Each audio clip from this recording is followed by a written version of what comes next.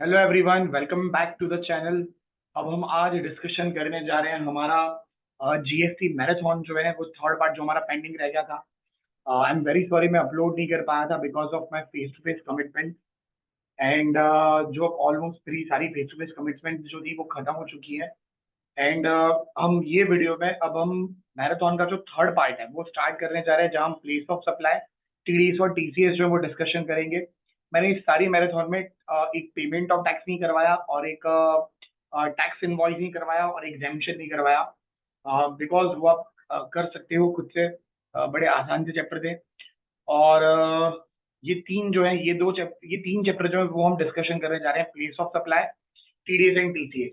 And before starting the discussions on our place of supply, हमारा फास्टैग Nirvana batch जो था, जो रिकॉर्डेड लेक्चर्स है वो अवेलेबल है हमारी ऐप में। आप ऐप डाउनलोड कर सकते हैं प्ले स्टोर से, जिसकी फीस जो है इनकम टैक्स और जीएसटी की 1100 ईच है।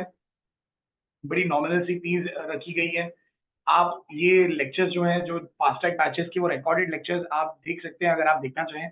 अदरवाइज अगर आपको लगता है आप मैराथन से ही रिवाइज कर लोगे तो वो भी ठीक है। और हमारा सेकंड सीए इंटर का जो रेगुलर बैच, सीए इंटर की रेगुलर बैच, उसकी जिसकी फीस जो है वो 5000 है। Live and even live plus recorded जो है, लाइव प्लस रिकॉर्डेड जो है वो बहुत ही जल्द स्टार्ट होने जा रही है, समवेयर ऑन 7 अगस्त वेनसडे को। और बाकी की जो डिटेल्स होंगी वो मैं टेलीग्राम चैनल में अपलोड कर दूंगा बहुत जल्दी। ठीक है, तो अब हम स्टार्ट करते हैं हमारा मैराथन का सबसे पहला चैप्टर जो है प्लेस ऑफ सप्लाई।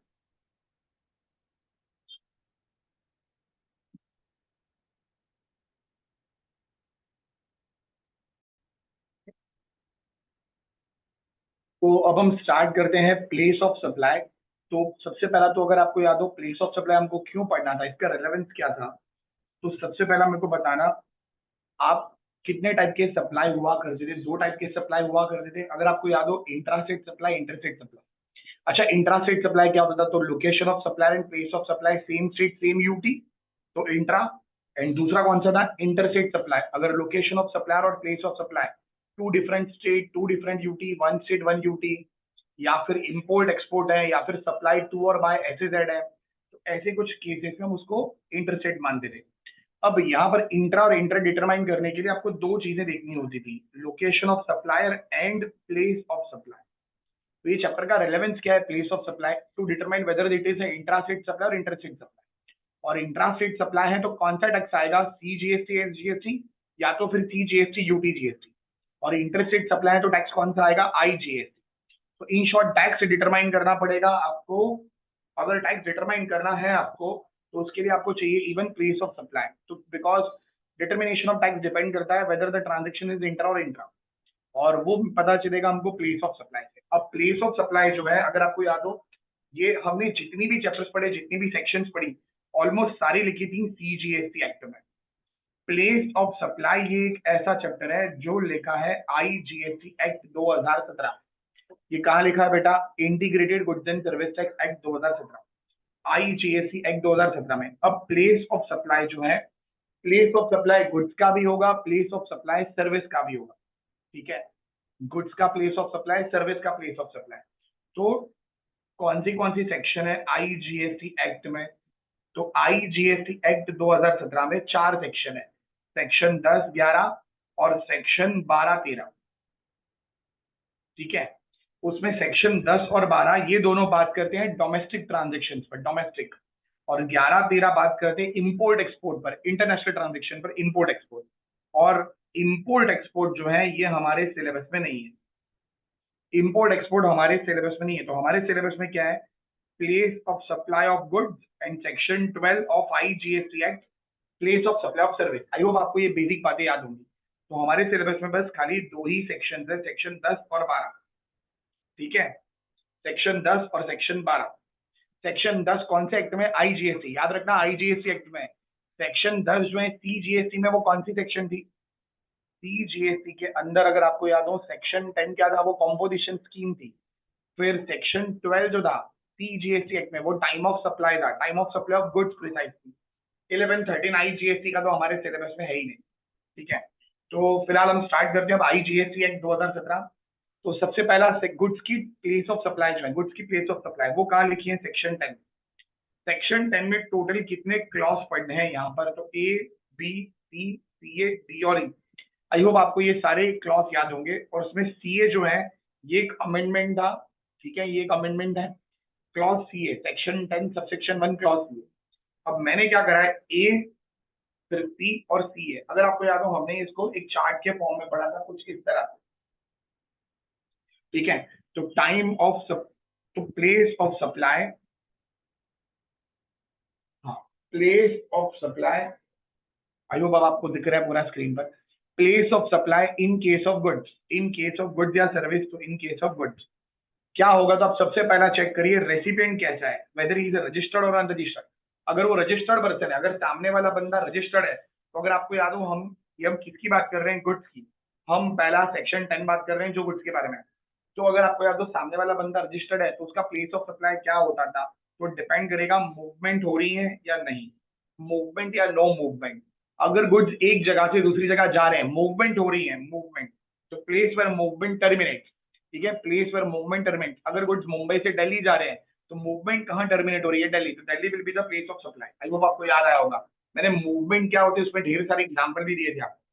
अच्छा, दूसरा वाला कौन सा सिचुएशन है, तो वो है नो मूवमेंट, वो है no movement, it does not involve movement, मतलब नो मूवमेंट। तो यहाँ पर दो पॉसिबिलिटी, मूवमेंट, नो मूवमेंट। अच्छा, अगर नो मूवमेंट है तो प्लेस ऑफ सप्लाई क्या होगा, location of the goods at the time of delivery to the recipient. Delivery के टाइम पर, डिलीवरी का मतलब होता था एक्सेप्टेंस, जब वो बंदा एक्सेप्टेंस देगा उस वक्त ये गुड्स कहाँ पर थे। अगर आपको याद हो मैंने एसी वाला एग्जांपल दिया था, अगर वो एसी भाड़े पर दे रहा है और बाद में उसी पर्सन को वो एसी बेचता है, ठीक है, तो इस केस में बोलो क्या होगा, eight the time of goods कहाँ पर है, eight the time of delivery, delivery मतलब एक्सेप्टेंस। उसके बाद अगर आप चेक करो, अगर वो बंदा अनरजिस्टर्ड है, अनरजिस्टर्ड, तो उस केस में क्या देखते थे हम, उस केस में आप चेक करो उसका एड्रेस अवेलेबल है या नहीं।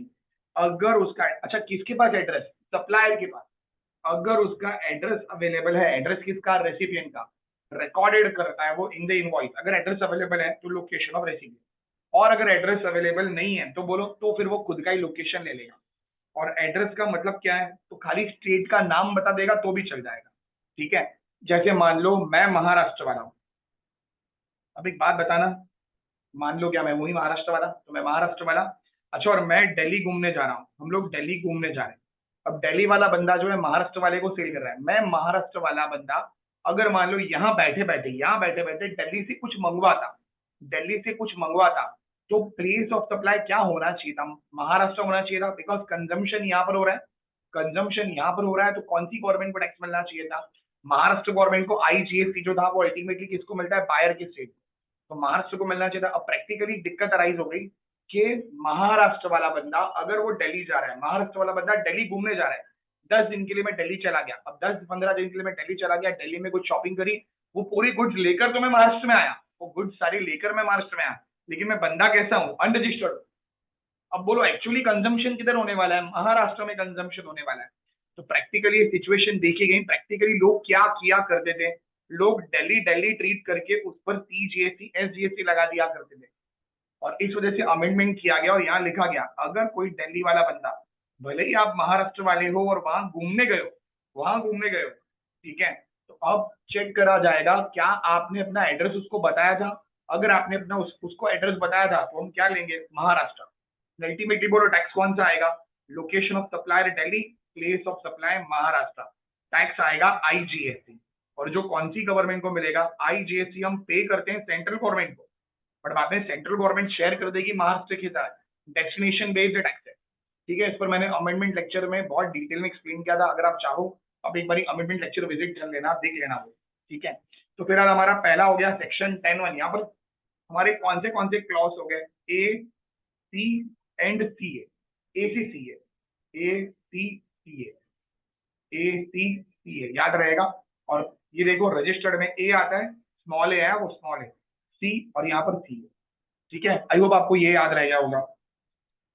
तो मेरे को बोलना सबसे पहला सेक्शन 10 सब सेक्शन 1 गुड्स के बारे में बात करता है। अगर सामने वाला बंदा रजिस्टर्ड है तो क्या करना था, रजिस्टर्ड के केस में, उस केस में चेक करो मूवमेंट नो मूवमेंट, अगर मूवमेंट हो रही है प्लेस पर मूवमेंट टर्मिनेट, अगर मूवमेंट नहीं हो रही है तो उस केस में बोलो location of the goods at the time of delivery. अच्छा, और अगर अनरजिस्टर्ड है तो क्या करना है, तो उस केस में हम देखेंगे वो एड्रेस अवेलेबल है नहीं। आई होप आपको ये याद हो गया होगा। तो हमारा इसी के साथ ए हो गया, सी हो गया, सी हो गया, हमारे 3 हो गए। ठीक है, ये नॉर्मल रूल है, जनरल रूल है। अब बात करते हैं बी पर। तो बी में बात चलती है build to ship to model की। बिल्ड टू शिप टू, अगर आपको याद हो दोस्तों, बिल्ड टू शिप टू क्या होता था, एक्स वाई को सेल करेगा और वाई जेड को सेल करेगा। एक्स वाई को सेल करेगा और वाई जो था वो जेड को सेल करेगा। अब बोलो एक्स किसको इनवॉइस देगा, वाई को बिल भेजेगा, और वाई जो है वो किसको बिल देगा। यहाँ 2 सेल्स हैं, यहाँ 2 सेल्स हैं, एक्स टू वाई एक सेल, वाई टू जेड दूसरा। और लेकिन बोलो goods are shipped to directly Z. अब इस केस में ये जो एक्स टू वाई था ना, एक्स टू वाई, अच्छा वाई टू जेड में तो प्रॉब्लम ही नहीं है, बिकॉज यहाँ पर तो मूवमेंट टर्मिनेट हो रही है। एक्स टू वाई में दिक्कत क्या है, गुड्स की आप ये नहीं बोल सकते नो मूवमेंट, मूवमेंट हो रही है, लेकिन बोलो मूवमेंट उसके पास कभी टर्मिनेट ही नहीं हो सकती, बिकॉज ये सिस्टम ही वैसी थी। इस वजह से इसके लिए क्या लिख दिया गया, principal place of business of the third person. अच्छा, यहाँ 3 लोग होते हैं, एक्स वाई जेड, इसको बोलते हैं सप्लायर, इसको बोलते हैं रेसिपिएंट, और इसको जनरली लॉ में वर्ड दिया जाता है थर्ड पर्सन। तो बोलो इस केस में प्लेस ऑफ सप्लाई क्या लेना है, एक्स टू वाई वाले ट्रांजेक्शन में principal place of business of Y, principal place of business of Y. ठीक है, ये था हमारा सेक्शन 10(1)(b). हमारा 10(1)(a) हो गया, ए सी सी ए 10(1)(b). नेक्स्ट है 10(1)(d). डी फॉर, मैंने आपको याद दिलवाया था, डी जो था वो असेंबली पर बात करता है, गुड्स आर असेंबल्ड। तो 10(1)(d) प्लेस पर गुड्स आर असेंबल्ड और इंस्टॉल्ड। तो मेरे को बोलना इसका प्लेस ऑफ सप्लाई क्या होगा, प्लेस पर सच गुड्स आर इंस्टॉल्ड और असेंबल्ड, प्लेस जहां पर इसका असेंबली या इंस्टॉलेशन हुआ है वो। ठीक है, तो ये था हमारा section 10 sub section 1 clause B. उसके बाद 10(1)(e) बोलो, goods are supplied during the journey on board a conveyor. On board a conveyance मतलब ट्रेन, बस, एयरक्राफ्ट, कुछ भी। कन्वेंस मतलब चाहे आप पानी में ट्रांसपोर्टेशन करो, या फिर आप एयरवेज थ्रू करो या रोडवेज थ्रू करो, या जैसे भी करना है आपको, तो ट्रेन, बस, कुछ भी। उस केस में बोलो आपको ट्रेन के अंदर गुड्स दिए जा रहे हैं, location where such goods are taken on board. अगर मान लो एक ट्रेन है वंदे भारत, वो जा रही है मुंबई सेंट्रल से अहमदाबाद, ठीक है, मुंबई सेंट्रल से अहमदाबाद। अच्छा, पैसेंजर, ट्रेन कहाँ स्टार्ट हुई, मुंबई, पैसेंजर कहाँ से एंटर कर रहा है, बोरीवली, और ट्रेन कहाँ पहुंची, अहमदाबाद। अब गुड्स जो थे वो सूरत स्टेशन पर गुड्स अंदर लिए गए। उस केस में बोलो प्लेस ऑफ सप्लाई क्या होगा, सूरत, लोकेशन पर such goods are taken on board, जहां से गुड्स की एंट्री हो रही है। तो ये थे हमारे 10(1)(e). कौन सी सेक्शन हो गई हमारी, 10(1)(a) B C D और E और C है। 10(1)(a) क्या था, रजिस्टर्ड में A और C, movement no movement. CA क्या था, ये वाला था अनरजिस्टर्ड पर्सन। उस केस में वो एड्रेस देता है तो ठीक है, LOR। अगर वो एड्रेस नहीं देता है, जैसे मैं महाराष्ट्र वाला, मैं दिल्ली कुछ शॉपिंग करने चला गया, मैं महाराष्ट्र वाला, मैं दिल्ली शॉपिंग करने चला गया, घूमने गया था, शॉपिंग करनी। अब वहां पर अगर वो पूछता है आप कहाँ के हो, तो मैंने बोला सर मैं तो महाराष्ट्र से दिल्ली घूमने आया था। तो अगर वो महाराष्ट्र उसमें प्लेस ऑफ सप्लाई लिख रहा है, तो बोलो accordingly place of supply address जो था मैंने उसको दे दिया महाराष्ट्र, खाली स्टेट का नाम बता दोगे तो भी चल जाएगा। ठीक है, और 10(1)(b) क्या था, B to ship to X to Y, Y to Z, या एक्स टू वाई की बात चलिए। 10(1)(d) असेंबली वाला, और 10(1)(e) goods are supplied on board a conveyance, जो ट्रेन में सप्लाई करेगा। तो इसी के साथ भाई हमारा सेक्शन 10 खत्म हो चुका है, section 10 of the IGS act. अब हम बात करते हैं सेक्शन 12 पर। Section 12 of the IGS act ये बात करता है place of supply of service, और इसमें टोटल 14 सब सेक्शन है। सेक्शन 12(1) से लेकर सेक्शन 12(14) तक हमारे पास टोटल कितनी सब सेक्शन है, 14 सब सेक्शन है। अब देखो, सबसे पहला सेक्शन 12 सब सेक्शन 1 ये बात करता है 12(1), अगर सप्लायर जो है वो लोकेटेड है इंडिया में, दैट इज टीटी में, और रेसिपिएंट जो है वो लोकेटेड है टीटी में, तो प्लेस ऑफ सप्लाई जो है वो डिटरमाइन करेंगे हम एज पर सेक्शन 12। वो सर्विस दे रहा है, सर्विस, प्लेस ऑफ सप्लाई आएगा as per section 12 of the IGS के। ये बात आप भूलना मत। सप्लायर किधर वाला है, इंडिया वाला, मोस्ट इंपॉर्टेंट पॉइंट है ये, इंडिया वाला। रेसिपिएंट इंडिया किधर वाला है, वो भी इंडिया वाला। मैं भी इंडिया वाला, रेसिपिएंट भी इंडिया वाला, सप्लायर रेसिपिएंट दोनों। और प्लेस ऑफ सप्लाई अगर सर्विस है ऐसी सिचुएशन में तो 12 से निकलेगा, 10 से नहीं। याद रहेगा ये बात, ठीक है। जैसे मैं मुंबई महाराष्ट्र वाला, मैं मुंबई महाराष्ट्र वाला, और मान लीजिए कोई अपना दोस्त है, मान लो वो मदुरई तमिलनाडु वाला है, ठीक है, या चेन्नई तमिलनाडु वाला हमारा दोस्त है। तो हमने क्या करा, चेन्नई वाला जो दोस्त है हमारा वो कहता है सर मेरे को दुबई में एक बंगलो बना कर दो, ठीक है। तो मैं महाराष्ट्र वाला, मेरा रेसिपिएंट जो है, रेसिपिएंट वो किधर वाला है, वो तमिलनाडु वाला है, और वो मुझसे कहता है बंगलो दुबई में बना कर दो। अब देखो, महाराष्ट्र में सप्लायर है, रेसिपिएंट बोलो किधर है, वो तमिलनाडु में, मतलब इंडिया के अंदर है, वो भी टीटी में। बट बोलो बंगलो किधर बन रहा है, इंडिया के बाहर बन रहा है, फिर भी बोलो प्लेस ऑफ सप्लाई कैसे आएगा, सेक्शन 12 आगे जाके हम देखेंगे वो कैसे निकालना है। पर याद रखना ये बात कहाँ लिखी है, 12 सब सेक्शन 1, मोस्ट इंपॉर्टेंट। लोग सोचते हैं इसमें है ही क्या, बट ये बहुत इंपॉर्टेंट प्रोविजन है, याद रखना। सप्लायर टीटी में है, रेसिपिएंट टीटी में है, then place of supply shall be determined under section 12 2 से लेकर 12-14 तक। आई होप आपको ये क्लियर है, ठीक है। अब बात करते हैं 12-2। अच्छा कितनी सब सेक्शन है, तो 12-2 से लेकर 12-2 3 4 5 ऐसे करके 12-14 तक है। अब इसमें 12-3 जो है ना, 12-3 से लेकर 12-14 ये है स्पेसिफिक प्रोविजन। यहाँ स्पेसिफिक बातें होती है, हर एक मतलब हर एक पॉइंट जो है वो किसी ना किसी एक पर्टिकुलर सर्विस से डील कर रहा है। जबकि 12-2 कब आएगा, अगर आप इस 12-3 से 12-14 में कवर नहीं हो रहे तो जाओगे आप 12-2 में जनरल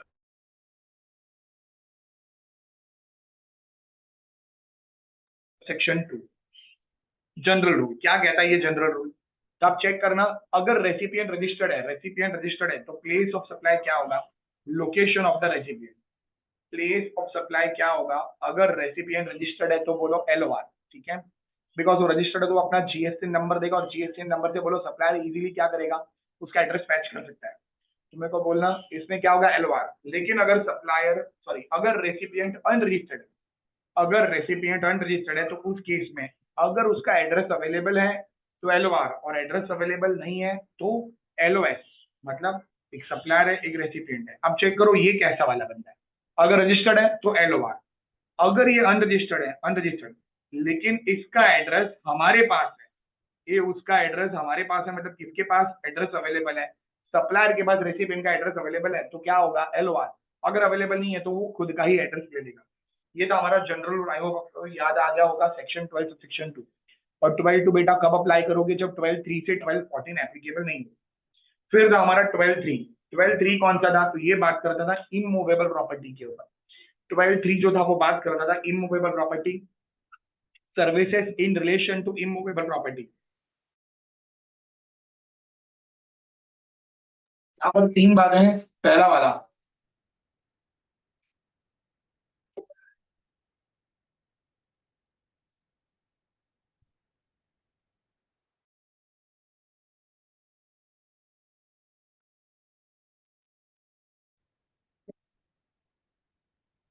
तो जनरल रूल आप कब अप्लाई करोगे बेटा, जब सेक्शन 12-3 से लेकर 12-14 ये एप्लीकेबल नहीं होती हैं तो ही सेक्शन 12-2 आएगा। आई होप आपको ये याद रहेगा। अब सुनो जनरल रूल क्या कहता है, आप चेक करो। अगर सप्लायर जो है वो सर्विस दे रहा है किसी रेसिपिएंट को, आप चेक करो रेसिपिएंट जो है क्या वो रजिस्टर्ड है, मतलब क्या ये B2B सप्लाई है। अगर B2B सप्लाई है तो बोलो LOR होगा, लोकेशन ऑफ द रेसिपिएंट।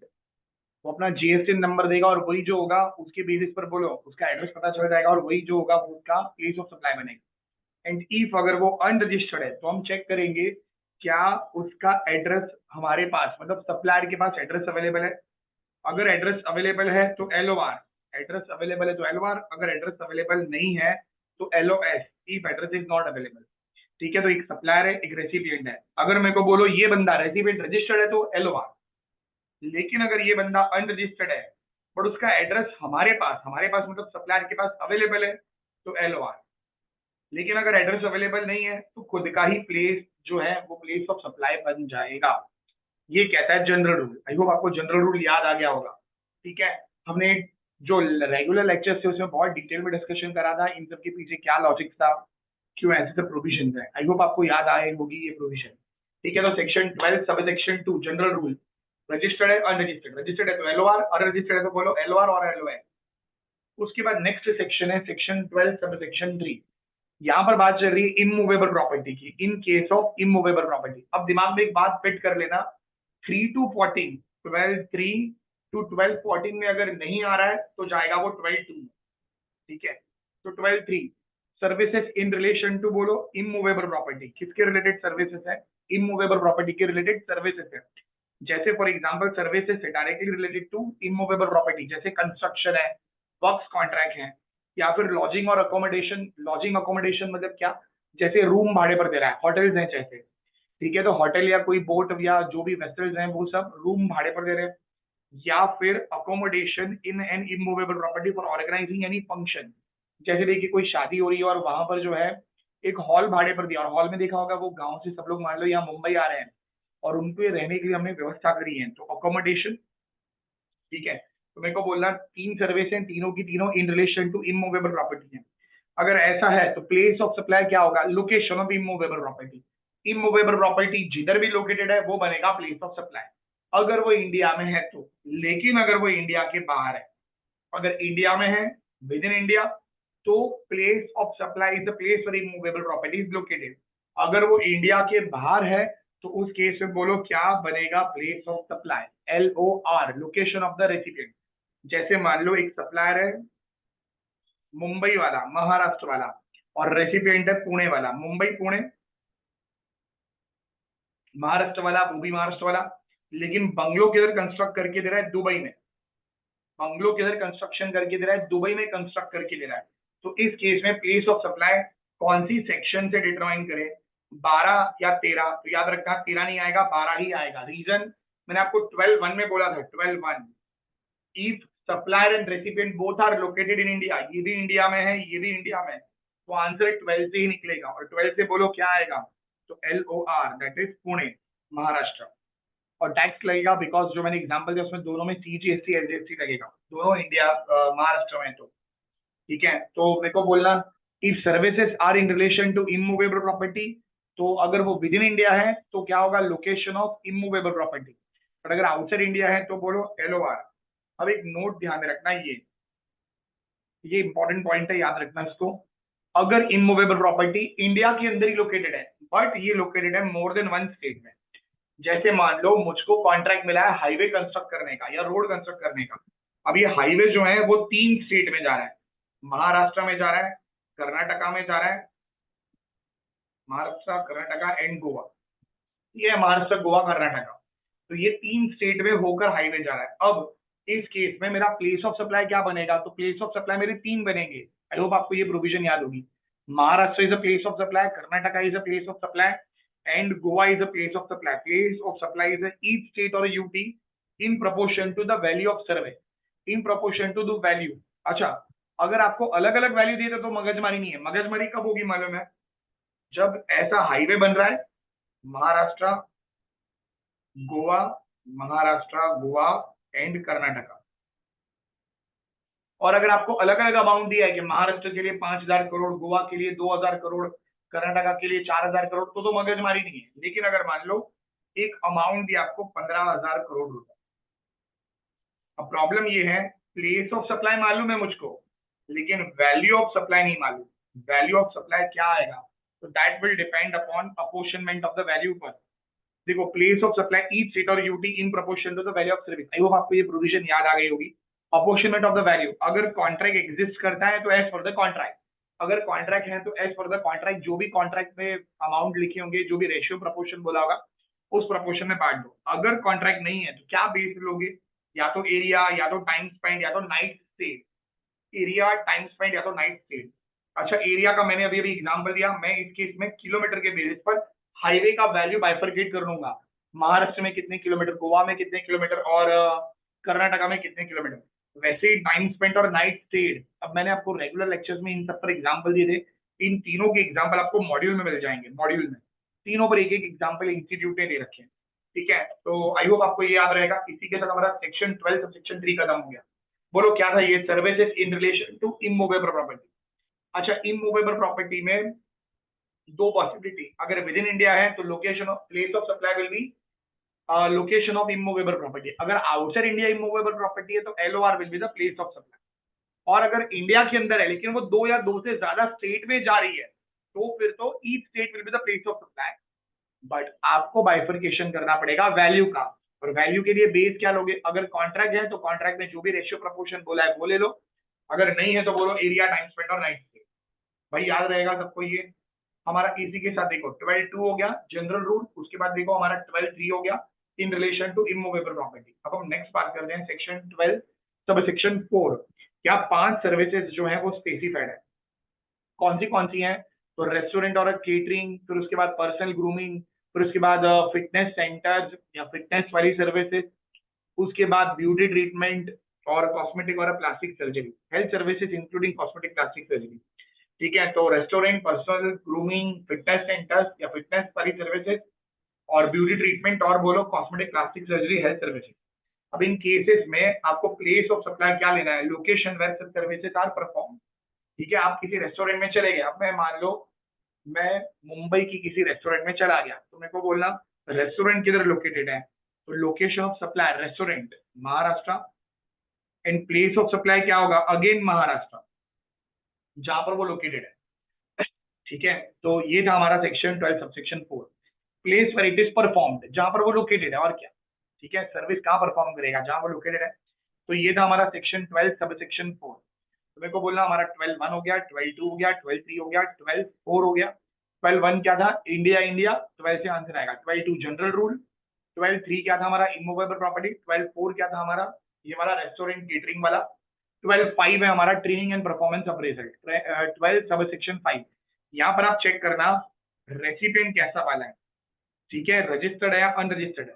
अगर रेसिपिएंट रजिस्टर्ड है तो एलओआर, और अगर अनरजिस्टर्ड है तो location where it is perform, जहां पर आपको ट्रेनिंग या परफॉर्मेंस अप्रेजल ये सर्विसेज आपको जहां दी जा रही है, जहां पर आपको ट्रेनिंग दी जा रही है वो प्लेस जो होगा प्लेस, अगर अनरजिस्टर्ड तो वो बनेगा प्लेस ऑफ। ठीक है, तो ये हमारा कौन सा था, training and performance appraisal. Section number बोलो 12 सब सेक्शन 5। रेसिपिएंट रजिस्टर्ड है तो एलओआर, अनरजिस्टर्ड है तो बोलो location where such services are actually perform. ठीक है, तो हमारा 12 2 3 4 5 हो गया। नेक्स्ट है हमारा section 12 subsection 6, admission to events और amusement park. Place of supply क्या होगा, place where such park is located और event is held.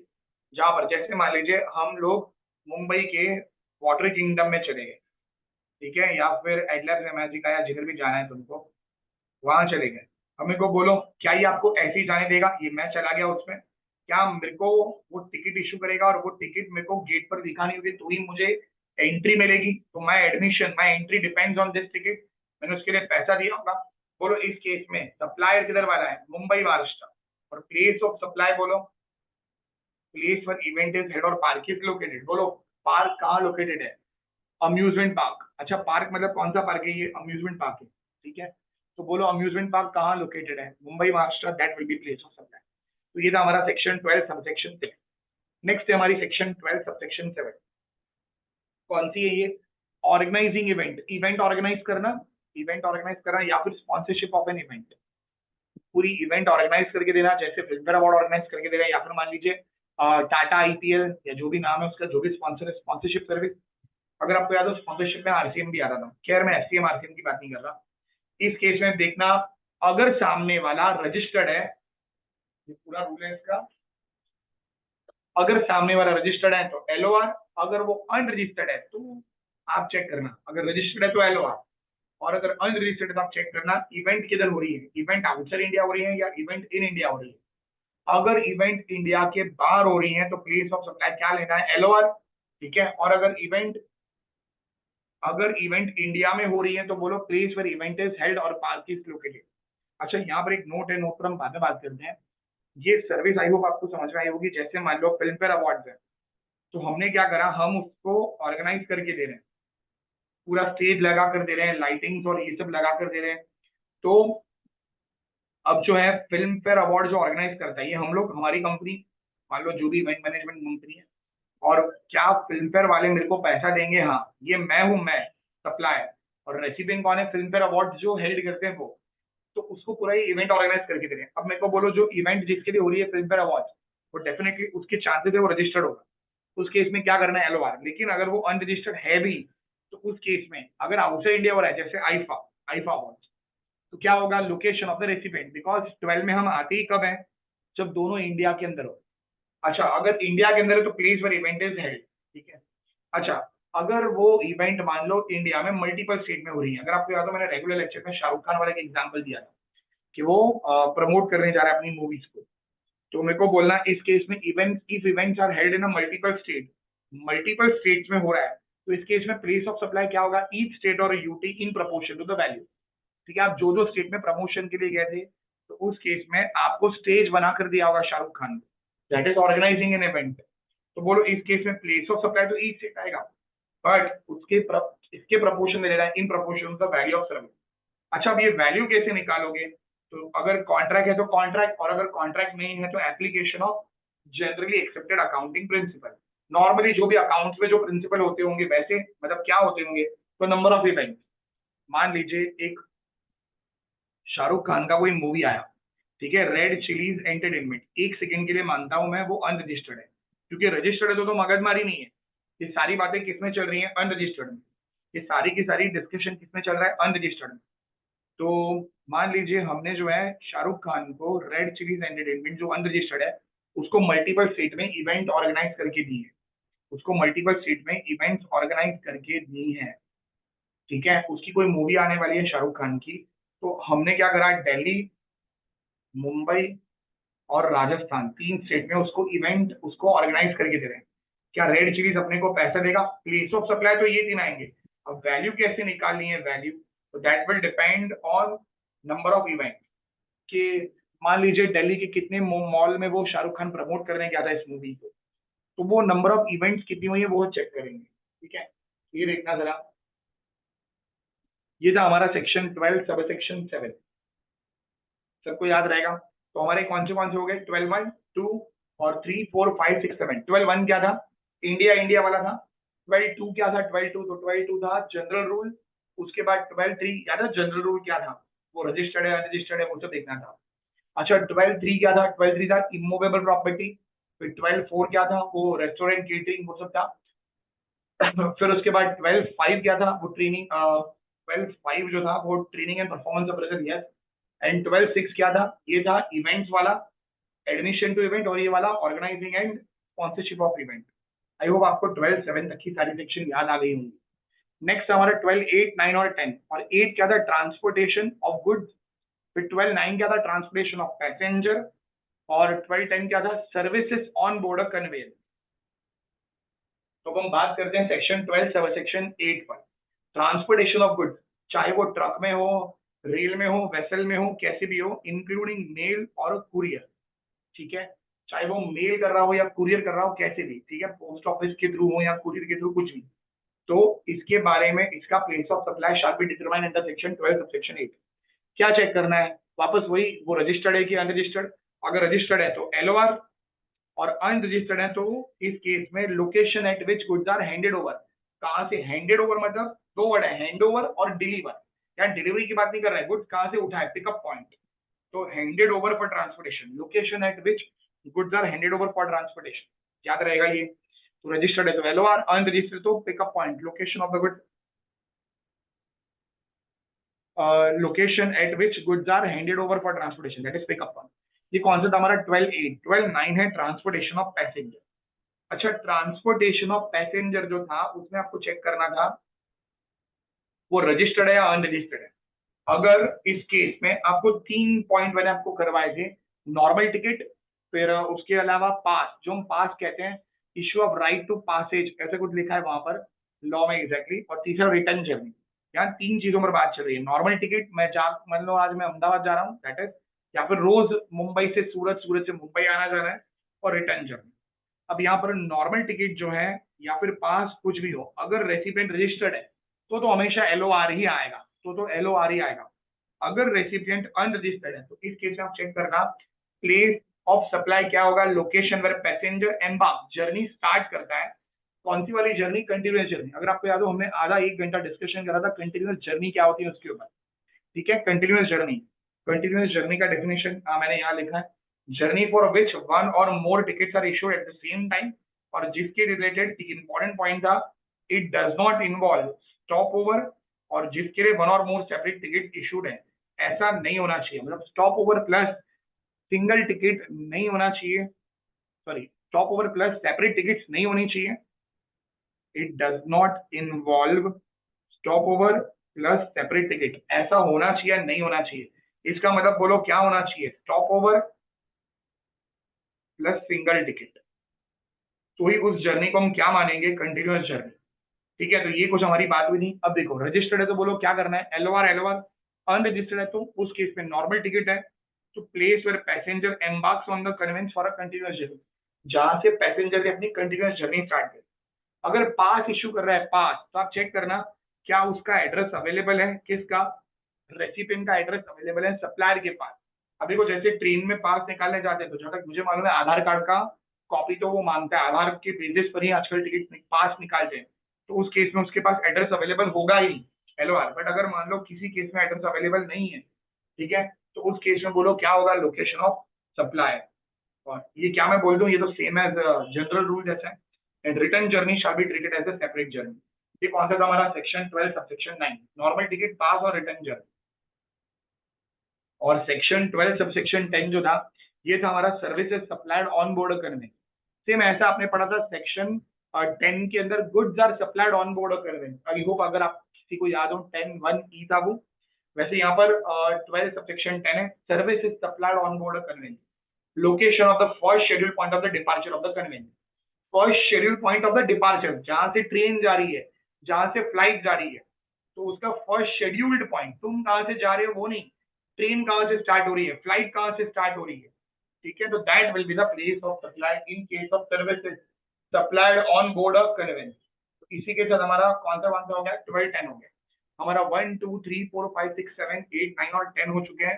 I hope आपको ये सारे याद होंगे। अब हमारे चार बाकी हैं, 12 11 टू 12 14।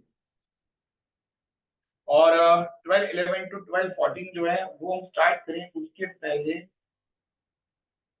हम 2 मिनट का ब्रेक लेते हैं। तो अब हम स्टार्ट करते हैं हमारी नेक्स्ट सेक्शन जो है 12 सब सेक्शन 11। ठीक है, 12 सब सेक्शन 11 में तीन बातें हो रही हैं यहाँ पर। एक बात हो रही है टेलीकम्युनिकेशन सर्विस रहेंगे, एक बात हो रही है fix telecom line lease circuit या फिर केबल और डिश एंटीना, दूसरा बात चल रहा है mobile connection and internet services, और तीसरा अदरवाइज अगर और कोई टेलीकम्युनिकेशन सर्विस है तो सबसे पहला बात करते हैं फिक्स टेलीकॉम लाइन, ठीक है, टेलीकॉम या फिर लीज सर्किट या फिर केबल और डिश एंटीना। अब इस केस में आपका प्लेस ऑफ सप्लाई क्या होगा, तो location where it is installed, ठीक है, जहां सर्किट लगाए गए हैं या फिर जहां केबल डिश एंटीना लगाया गया है। अगर ये लीज सर्किट आपको याद हो, अगर ये मल्टीपल स्टेट में है, मैंने आपको बैंक वाला एग्जांपल दिया था, बैंक क्या करती है, लीज सर्किट लगवाती है। तो अगर किसी बैंक ने लीज सर्किट लगाए हैं मल्टीपल स्टेट में, तो प्लेस ऑफ सप्लाई क्या होगा, ईच स्टेट। लेकिन वापस यहाँ पर भी दिक्कत आएगी वैल्यू की। ये वैल्यू वाली दिक्कत कहाँ कहाँ थी, तो देखो वैल्यू का मैं आपको समरी दिखा देता हूँ वैल्यूएशन का। ये देखो, इसको भूलना मत, ठीक है। अगर आपको याद हो 12(3) हमारा हो चुका है इमूवेबल प्रॉपर्टी के रिलेटेड। अगर कॉन्ट्रैक्ट है, यहाँ प्लेस ऑफ सप्लाई इन सब में ये चारों के केस में एक ही होगा, ईच स्टेट और यूटी। बस खाली मगज हमारी वैल्यू की है। तो वैल्यू का अपोर्शनमेंट कैसे करोगे, बेसिस क्या लोगे, कॉन्ट्रैक्ट है तो कॉन्ट्रैक्ट, कॉन्ट्रैक्ट नहीं है तो rule 4 area time spend night stay, ठीक है। 12(7) भी हमारा हो चुका है, वो इवेंट वाला शाहरुख खान वाला। तो कॉन्ट्रैक्ट है तो कॉन्ट्रैक्ट नहीं है तो रूल 5 गैप वाला नंबर ऑफ इवेंट। 12(11) जो है हमारा चल रहा है कॉन्ट्रैक्ट है, एज पर द कॉन्ट्रैक्ट नहीं है तो नंबर ऑफ सर्किट के बेसिस पर आपको वैल्यू का बाइफरकेशन करना था, ठीक है। तो ये हमारा रूल था। वापस आते हैं हम, मेरे को बोलना कौन सा था हमारा सेक्शन 12 सब सेक्शन 11 था सर। और 12(11) जो था इसमें तीन पॉइंट है। सबसे पहला fix telecom line lease circuit या फिर बोलो cable dish antenna place where it is installed. अगर वो मल्टीपल स्टेट में तो place of supply will be each state और यूटी। लेकिन इस केस में मगजमारी है वैल्यू की, तो वैल्यू कैसे निकालेंगे, तो अगर कॉन्ट्रैक्ट है तो कॉन्ट्रैक्ट, और नहीं तो फिर एज पर द नंबर ऑफ पॉइंट्स या सर्किट, आप जो भी बोलना चाहो, नंबर ऑफ सर्किट के बेसिस पर वैल्यू का बाइफरकेशन होता था।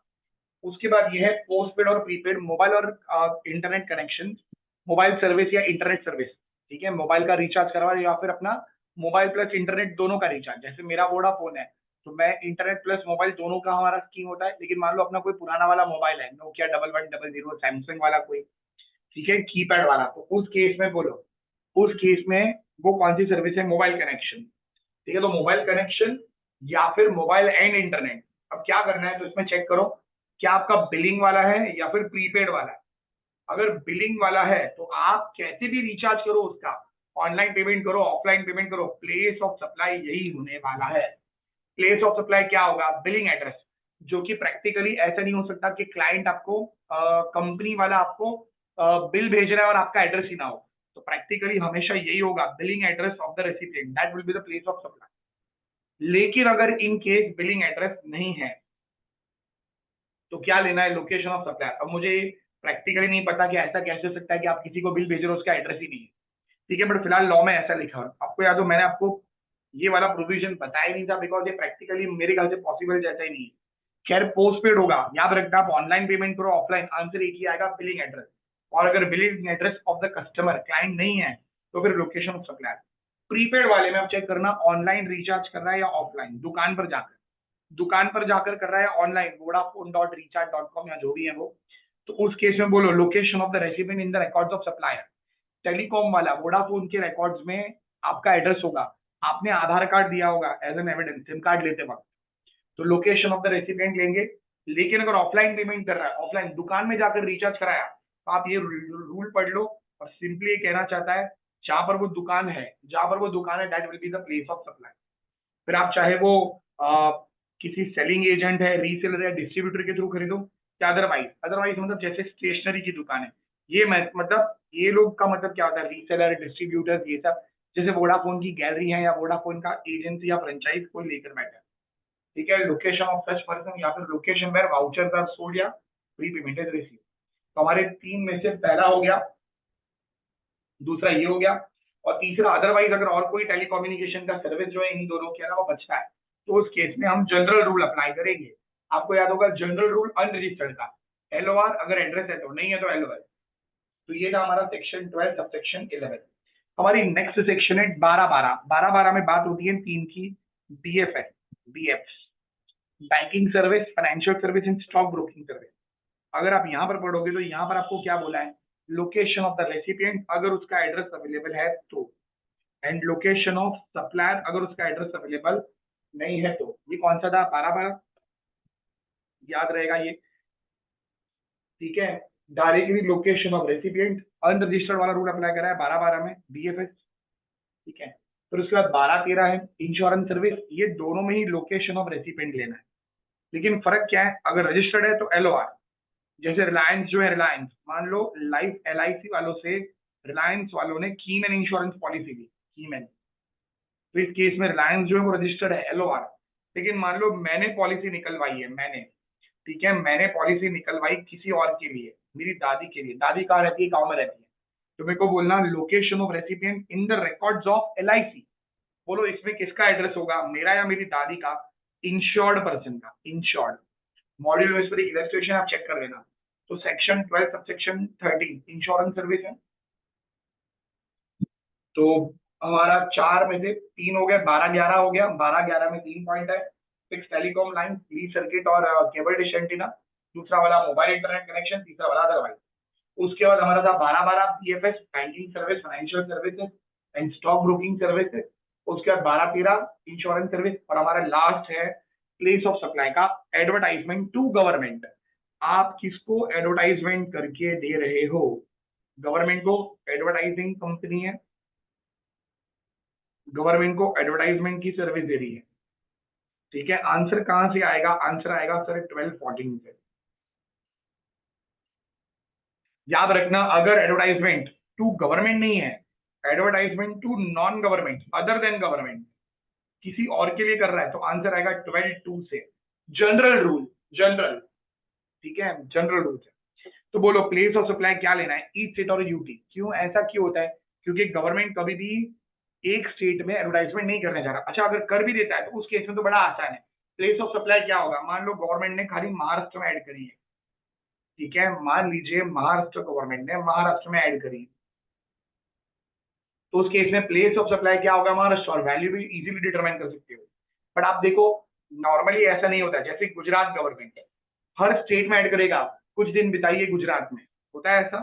तो गुजरात सरकार मान लीजिए हर स्टेट में टाइम्स ऑफ इंडिया के पास से सर्वे करी, आपका टाइम्स ऑफ इंडिया का न्यूज़पेपर जहां जहां जाता है, जिस जिस सिटी में हमारी ऐड आनी चाहिए, तो इस केस में प्लेस ऑफ सप्लाई क्या होगा, ईच स्टेट और यूटी। पूरा इंडिया में जहां जहां जो जो न्यूज़पेपर में ऐड दिया है वो स्टेट देख लो, each state in proportion to the value. अब यहाँ वैल्यू कैसे निकाले, अगर आपको याद है मैंने थोड़ी देर पहले समरी बताई थी वैल्यू की, वैल्यू को लेकर यहाँ पर भी मगजमारी है। अगर गवर्नमेंट और वो एडवर्टाइजिंग कंपनी के बीच में कॉन्ट्रैक्ट है तो एज पर द कॉन्ट्रैक्ट, अगर नहीं है तो भाई रूल 3 है जिसमें बहुत लंबा नोट है, ये देखो ये रूल 3, बस इतने पॉइंट्स है रूल 3 के अंदर। तो rule 3 of the IGST rule, government add किधर किधर करवाना चाहेगी, न्यूज़पेपर में और पब्लिकेशन में। इस केस में अगर आपको याद हो वैल्यू कैसे बाइफरकेट करेंगे, number of editions published each state wise जो भी नंबर ऑफ एडिशन पब्लिश्ड है वो। फिर अगर प्रिंटेड मटेरियल, ठीक है, या टी शर्ट, प्रिंटेड मटेरियल है, टी शर्ट्स हैं, ठीक है, लीफलेट्स हैं, इन सब के ऊपर बोलो कैसे बाइफरकेशन करोगे वैल्यू का, तो नंबर ऑफ मटेरियल डिस्ट्रीब्यूटेड का। उसके बाद होर्डिंग, अगर होर्डिंग किधर कर रहे हो, अदर देन ऑन ट्रेन या फिर ऑन ट्रेन, ये चेक कर लो दोनों, ऑन ट्रेन और other than on train. On other than on train मतलब बिल्डिंग के ऊपर करा, रेलवे स्टेशन के ऊपर करा, ठीक है, बिल्डिंग्स के ऊपर, सिनेमा हॉल्स के उधर, या रेलवे स्टेशन पर। और ये on train is not a railway station, train के ऊपर होर्डिंग लगती है। तो बोलो अगर ट्रेन के ऊपर करा तो length of the railway track, ठीक है, length of the railway track के बेसिस पर वैल्यू को बाइफरकेट करेंगे। लेकिन अदर देन ऑन ट्रेन है तो नंबर ऑफ होर्डिंग, जैसे सेंट्रल गवर्नमेंट चाहती है कि पूरे इंडिया के हर सिटीज में उनकी ऐड लगनी चाहिए, ठीक है, मान लो बेटी बचाओ बेटी पढ़ाओ ऐसी कुछ योजना आ रही है सरकार की, या प्रधानमंत्री आवास योजना, उसकी ऐड करनी है, तो नंबर ऑफ बिल्डिंग चेक करेंगे, नंबर ऑफ होर्डिंग चेक करेंगे, कितनी होर्डिंग लगाई गई है। और फिर ऐसा हो सकता है एक बिल्डिंग के ऊपर दो दो होर्डिंग, एक बिल्डिंग के ऊपर दो दो होर्डिंग लगी है, तो उस केस में इस वजह से कह रहे हैं नंबर ऑफ बिल्डिंग नहीं, नंबर ऑफ होर्डिंग।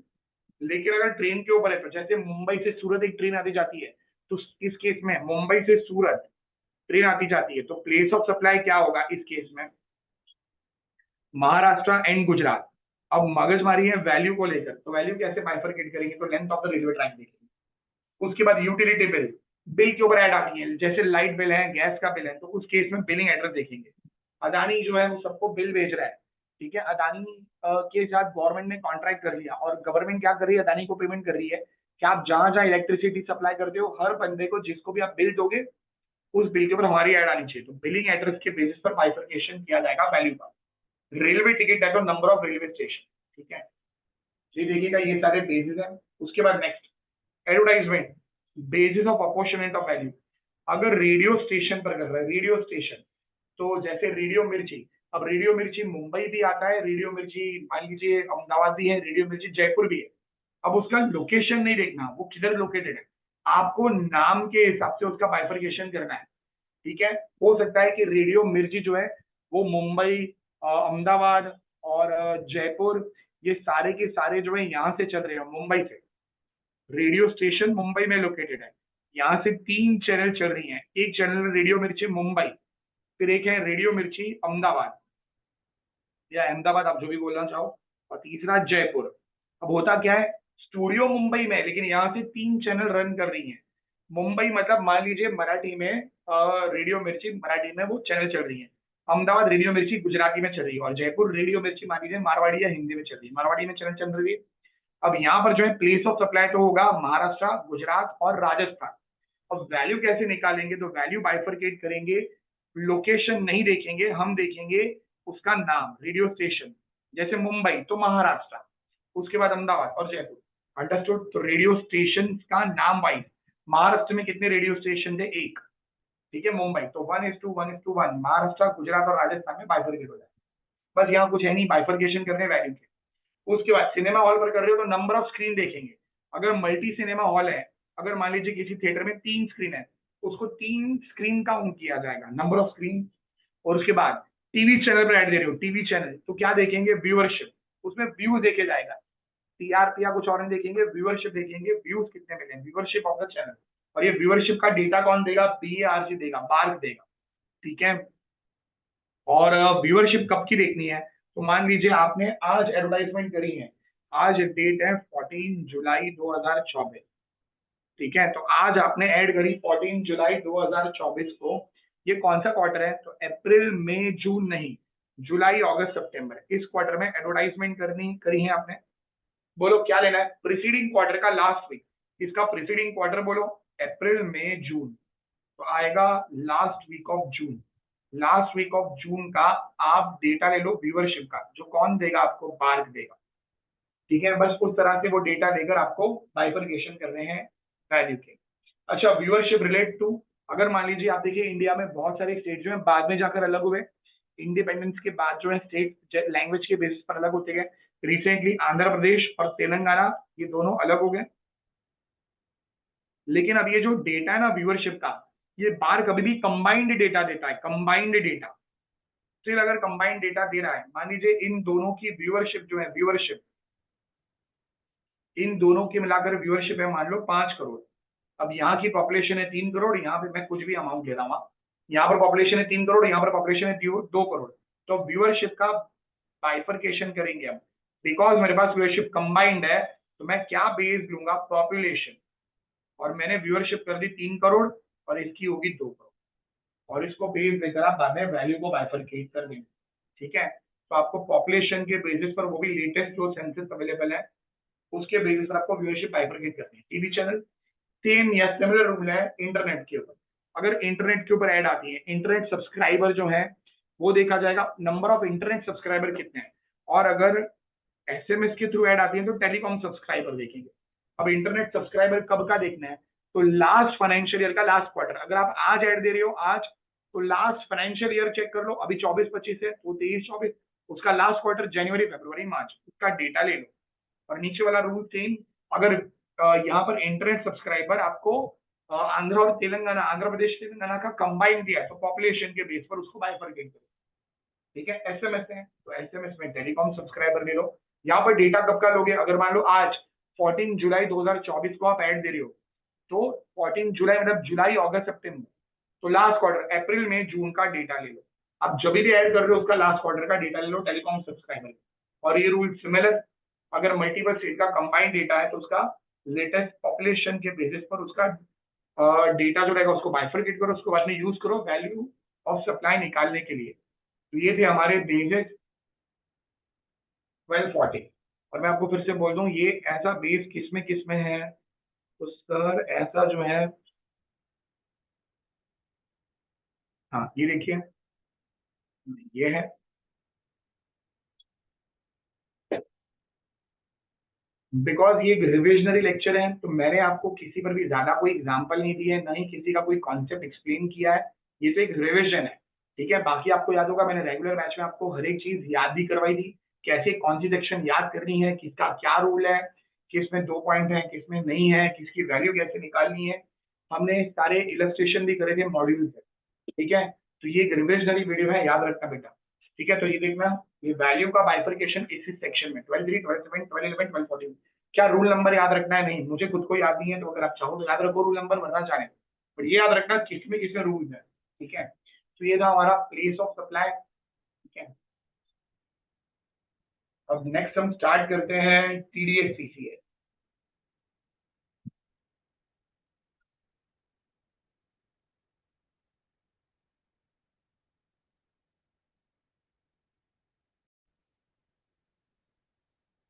तो अब हम स्टार्ट करने जा रहे हैं टीडीएस, इनडायरेक्ट टैक्स में टीडीएस। इसकी सेक्शन है सेक्शन 51। डीटी के जैसा नहीं है कि यहाँ पर दुनिया भर की सेक्शन है, यहाँ पर एक ही सेक्शन है 51। और इसके बाद हम करेंगे टीसीएस जिसकी सेक्शन है 52। बस दो ही सेक्शन है, सेक्शन 51 सेक्शन 52। अब टीडीएस जो है इसमें टैक्स डिडक्ट करना है एट सोर्स। ठीक है, और टैक्स कौन डिडक्ट करेगा, तो जो पेमेंट कर रहा है। आई होप आपको डीटी के कॉन्सेप्ट याद होंगे। जो पेमेंट कर रहा है मतलब जो पेयर है, सामने वाला कौन होगा, पे या रिसीवर ऑफ मनी। ठीक है, तो यहाँ पेमेंट कौन करेगा, रेसिपिएंट ऑफ गुड्स और सर्विस। और रिसीवर कौन होगा, सप्लायर ऑफ गुड्स और सर्विस। सप्लायर क्या करेगा, गुड्स और सर्विस बेचेगा, और रेसिपिएंट क्या करेगा, पेमेंट करेगा। तो पेयर कौन है, रेसिपिएंट। और ये बंदा जो है pair, recipient of the goods और सर्विस, ये होगा हमारा टैक्स डिडक्टर। ये बात भूलना है। ठीक है, तो टैक्स डिडक्टर। अब टैक्स डिडक्टर अगर ये 6 लोगों में से है, 3 स्पेसिफाइड है और 3 स्पेसिफाइड है और चौथा नोटिफाइड है। और ये नोटिफाइड में एक्चुअली में 3 पॉइंट है। तो ऐसे करके जो सेक्शन 51 में उसमें लिखा है 3 स्पेसिफाइड पर्सन के नाम लिखे हैं और एक लिखा है नोटिफाइड पर्सन, और बाद में नोटिफिकेशन इन लोगों ने 3 नाम बता दिए। तो इन शॉर्ट बोलो कितने लोग हो गए, 6 लोग। ठीक है, तो टैक्स डिडक्टर अगर ये 6 में से है तो ही टीडीएस आएगा आईडीटी में, वरना टीडीएस नहीं आएगा। ठीक है, अगर ये 6 लोग हैं तो कौन है ये लोग? तो पहला गवर्नमेंट का कोई डिपार्टमेंट या एस्टेब्लिशमेंट है। ठीक है, जैसे पोस्ट ऑफिस एक गवर्नमेंट का डिपार्टमेंट है। ठीक है, तो डिपार्टमेंट और establishment of government, in short government ही है वो। तो गवर्नमेंट जैसे इंडियन रेलवे वो एक डिपार्टमेंट है या एस्टेब्लिशमेंट है। तो गवर्नमेंट, दूसरा लोकल अथॉरिटी, तीसरा गवर्नमेंटल एजेंसी। 3 लोग हो गए। कौन कौन हो गया? Government, local authority, governmental agency. और चौथा है ऑथोरिटी और बोर्ड, जिसमें 51% और मोर। ये पार्टिसिपेशन किसका है? गवर्नमेंट का है। एक ऑथोरिटी और बोर्ड है जिसको किसने बनाया है? या तो पार्लियामेंट की किसी एक्ट से बनी है, या तो गवर्नमेंट ने उसको बनाया, और इसमें गवर्नमेंट का 51% और मोर कंट्रोल है, या तो इक्विटी। ठीक है, और उसके बाद चौथा है सोसाइटीज एस्टैब्लिश बाय गवर्नमेंट या पब्लिक सेक्टर अंडरटेकिंग। ये 6 लोग जो है, अगर ये 6 रेसिपिएंट ऑफ द गुड्स है तो ही टीडीएस आएगा। इसका मतलब अगर रिलायंस, किसी बंदे ने मान लो रिलायंस को गुड्स बेचा या सर्विस ही, और रिलायंस पेमेंट कर रहा है, बोलो इस केस में टीडीएस नहीं आएगा, भले ही कितना बड़ा एंटिटी क्यों ना हो, बिकॉज वो गवर्नमेंट या उसकी कोई एंटिटी नहीं है। याद रहेगा ये। तो ये 6 लोग टैक्स डिडक्टर होने चाहिए। अब टीडीएस नहीं आएगा अगर पेयर एंड रिसीवर दोनों के दोनों लोग कौन है टैक्स डिडक्टर, दोनों के दोनों लोग कौन है टैक्स डिडक्टर। अब ये बात लिखी गई थी नोटिफिकेशन से, यहाँ लिखा है one PSA to another PSU. ये पहले आया था, उसके बाद इन लोगों ने लिख दिया one tax deductor to another tax deductor. अब एक्चुअली में एक पीएसयू दूसरे पीएसयू को पेमेंट करे, वो भी वही पॉइंट हो गया, tax deductor to tax deductor. अब बोलो ये पहला वाला दूसरे वाले को पेमेंट करे, दूसरा वाला तीसरे वाले, कोई किसी को भी पेमेंट करे, अगर एक टैक्स डिडक्टर दूसरे टैक्स डिडक्टर को, दोनों ही टैक्स डिडक्टर तो टीडीएस नहीं आएगा। ये 2 बात याद रखना। तीसरा, टीडीएस क्या रेट से काटना है? तो 2% ऑफ द वैल्यू, और वैल्यू क्या लेनी है? Excluding GST and GST cess. I hope आपको ये सारे पॉइंट याद आ रहे हैं। तो पहला टैक्स डिडक्टर ये 6 लोग में से कोई होना चाहिए। उसके बाद टीडीएस नहीं आएगा अगर payment one tax deductor to another tax deductor कर रहा है। टीडीएस की रेट क्या होंगी? 2% of the value excluding GST GST cess. अच्छा, अगर वो आईजीएसटी लो, अगर क्वेश्चन में वो जो ट्रांजेक्शन है उस पर सीजीएसटी एसजीएसटी है, तो टीडीएस की रेट होगी 1%। उसके बाद टीडीएस डिडक्टिबल है अगर कॉन्ट्रैक्ट वैल्यू मोर देन 2,50,000। ठीक है, फिर भले ही वो गुड्स 3 फेज में सप्लाई कर रहा है, 1 लाख 1 लाख 1 लाख। ठीक है, और ये contract value excluding GST GST cess देखनी है।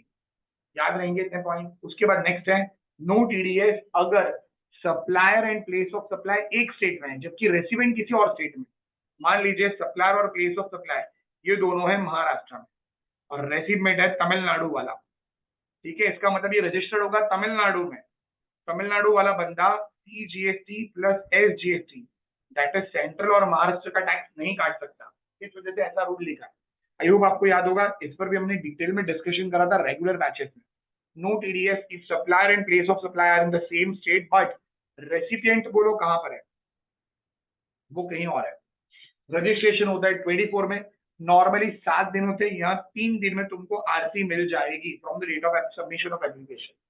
टैक्स डिडक्टर की उसका रिटर्न का नंबर कौन सा है? जीएसटीआर 7, जो मंथली 10 को करना है, और टीडीएस काट के मंथली 10 को डिपॉजिट करना है। तो देखिए ये पहला टैक्स डिडक्टर कौन होगा? 6 लोग है। टीडीएस नहीं आएगा अगर payment one tax deductor to another tax deductor है। कॉन्ट्रैक्ट वैल्यू 2.5 लाख से ज्यादा होनी चाहिए, 2% टीडीएस की रेट है। नो टीडीएस अगर supplier place of supply same state में, बट रेसिपिएंट किसी और स्टेट में लोकेटेड है। रजिस्ट्रेशन की section 24, return GSTR 7, monthly 10, due date of deposit monthly 10। और लेट फीस क्या है? तो टैक्स डिडक्टर की केस में लेट फीस है 25 रुपया पर डे और 1,000 रुपया विचेवर इज लोअर। याद रखना ये सीजीएसटी का आंसर है।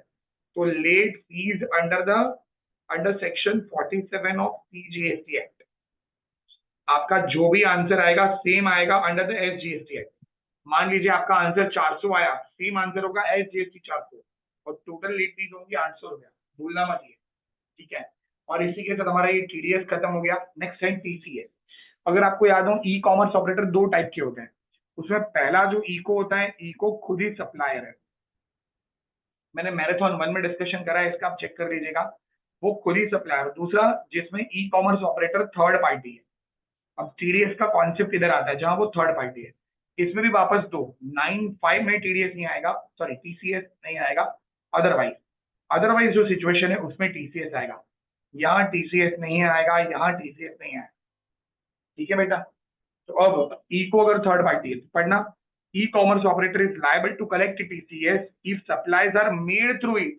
वो थर्ड पार्टी, अगर एक सप्लायर एक रेसिपिएंट इको के थ्रू सप्लाई कर रहा है, इको के थ्रू, ठीक है, एंड कंसिडरेशन कौन किसको दे रहा है, रेसिपिएंट कंसिडरेशन इको को दे रहा है, तो ये टीसीएस आएगा। और ये कौन होना चाहिए, other than ECO notified under section 9, line 5 वाला नहीं होना चाहिए, कोई भी इको का चलेगा लेकिन अदर देन 9, याद रहेगा ये टैक्स कलेक्टर। अच्छा, टीसीएस की रेट, टीडीएस की रेट क्या थी 2%, इसकी रेट क्या है 1%, अगर सीजीएसटी है जीएसटी तो 0.5%। और ये वैल्यू क्या लेनी है, तो अगेन एक्सक्लूडिंग जीएसटी जीएसटी से, बट यहाँ स्पेशल बात वैल्यू क्या लेनी है, तो नेट ऑफ रिटर्न। आप देखो हम लोग अमेजोन के थ्रू कुछ मंगवाते तो रिटर्न भी होते हैं हर महीने, तो इस महीने मान लो मेरी दुकान है Mehta kurtis and dress material, ठीक है, आप बहुत लोग सोचते रहेंगे सर मेहता कुर्तीज का तो जिक्र ही नहीं हुआ इस पूरे मैराथन में, तो खैर मैं कर देता हूँ, Mehta kurtis and dress material, इसको अमेजोन पर लिस्टिंग करा के रखी है हमने। और अब इस महीने में मान लीजिए हमने किसी को कुर्तियां बेची थी, 2 लोगों ने कुर्ती रिटर्न कर दी है, तो पूरे महीने का सेल्स माइनस पूरे महीने का रिटर्न, और जो नेट आएगा उस पर टीसीएस आएगा, ठीक है। रजिस्ट्रेशन अंडर सेक्शन 24 कंपलसरी है, यहाँ पर भी आरसी 3 दिन में आएगी। इसकी रिटर्न और ड्यू डेट देखिए, जीएसटीआर रेट मंथली टेंथ उसकी 7 थी, इसकी 8 है, उसकी मतलब टैक्स डिडक्ट कर दी। टैक्स कलेक्टर की फीस बोलो 100 रुपीज पर डे और 5,000। अगेन याद रखना ये सीजीएसटी का लेट फीस है, जो भी आंसर आएगा सेम एसजीएसटी में आएगा और टोटल रेट फीस है। और ई कॉमर्स ऑपरेटर को और क्या कर रहा है, तो उसको एनुअल स्टेटमेंट फाइल कर रहा है जीएसटीआर 9B 31 दिसंबर, जिसकी ड्यू डेट होगी। इसी के साथ हमारा टीसीएस भी खत्म हो गया। आई होप आप लोगों को टीडीएस और टीसीएस याद रह गया होगा। मैं फिर से एक बारी बोलता हूँ बेटा, ये मैराथन रिविजनरी लेक्चर है, डिटेल डिस्कशन नहीं कर रहा हूँ मैं खाली रिवाइज करवा रहा हूँ, ठीक है।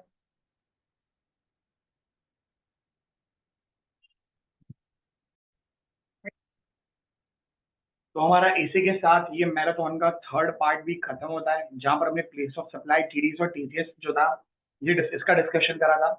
Friends, I have tried my best कि हम लोग मैराथन में मैक्सिमम चीजें कवर कर पाए। कुछ 2 या 3 चैप्टर मैंने नहीं कराए हैं, वो आप खुद से कर लेना। और उसके अलावा मिलते हैं दोस्तों हम सीए फाइनल में, एंड आप मैसेज करके बताना आपके कितने मार्क्स आते हैं। All the very best for your exam. I hope आपको ये मैराथन लेक्चर्स यूजफुल हुए होंगे। कमेंट्स बॉक्स में जरूर बताना और अपने दोस्तों से जरूर शेयर करना ये सारे के सारे मैराथन लेक्चर।